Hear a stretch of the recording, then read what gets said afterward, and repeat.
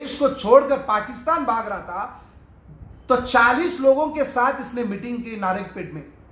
वहां पर उसने पूछा कि एमआईएम की कमान कौन संभालता, तो उसमें से अब्दुल वाहिद एक आदमी उठा और कहा कि मैं इस पार्टी को संभालूंगा, इस ऑर्गेनाइजेशन को संभालेगा।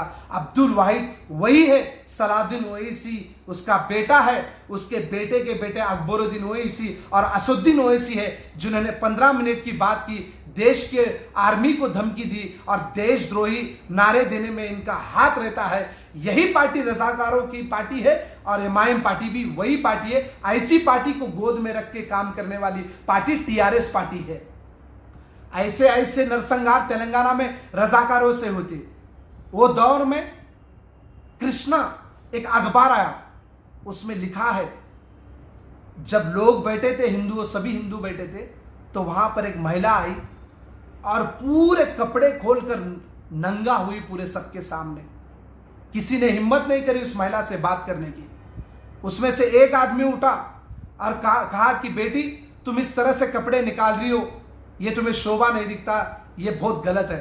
तब उस बहन ने कहा जब मेरे साथ इन रजाकारों ने मुझे झाड़ पर लटका कर पूरा नंगा कर मुझे मारते थे, तब तुम्हारी शर्म और तब तुम लोग कहां गए थे।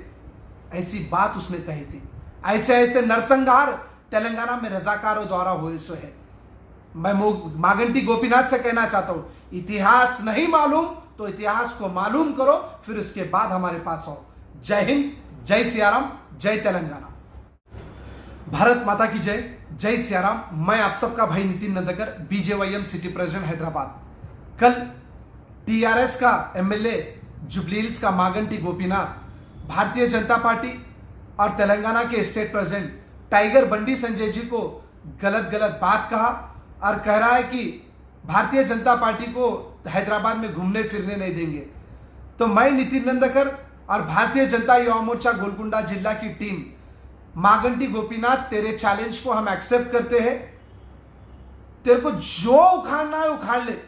भारतीय जनता पार्टी तेलंगाना की जनता के लिए, युवाओं के लिए, महिलाओं के लिए, बूढ़े बुजुर्गों के लिए आवाज उठाते रहेगी, आंदोलन करते रहेंगी। और तुम्हारी सच्चाई निजाम के वैसा और टीआरएस की सच्चाई तुम्हारे जैसी सच्चाई देश के सामने लाने के लिए हम लगातार काम करते रहेंगे। और मागंटी गोपीनाथ कह रहा है कि निजाम वो करा, ये डेवलपमेंट करा, पैखाने बांधे, बाथरूम बांधे। अरे बाबा, 5000 साल पहले मोहनजोदाड़ो में दुनिया को क्या डेवलपमेंट है हमने दिखाया है। और निजाम और रजाकार हिंदुस्तान में हमारे पैसों से ही ये लोग हमारे पैसों पे जिए, हमारे धरती पे रहे और हमारे कोई अत्याचार करने का काम किए। हिंदुओं के ऊपर जिस तरह से उन्होंने टॉर्चर किया है, बोनाल के वक्त हमारी महिलाओं को रोड पे जाते वक्त उनको छेड़छाड़ करते थे, उनके कपड़ों को छेड़छाड़ करते थे, हिंदुओं को, हिंदू पंडितों को नरसंहार करते थे, बूढ़े बुजुर्गों को गांव से निकलने के लिए मुश्किल करते थे। ऐसी ऐसी हरकतें रजाकारों ने की है।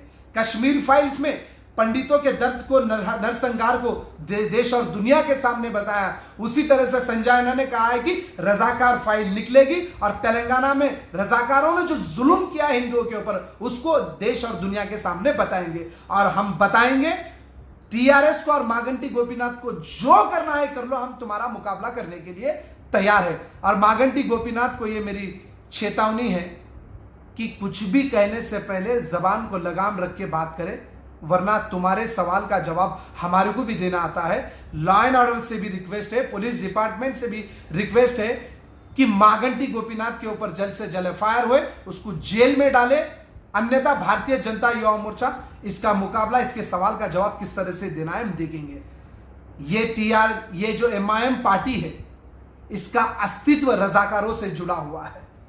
कासिम रिजवी 1 लाख रजाकारों के साथ तेलंगाना में बर्बादी और तबाही करने वाला इंसान है। जब वो इस देश को छोड़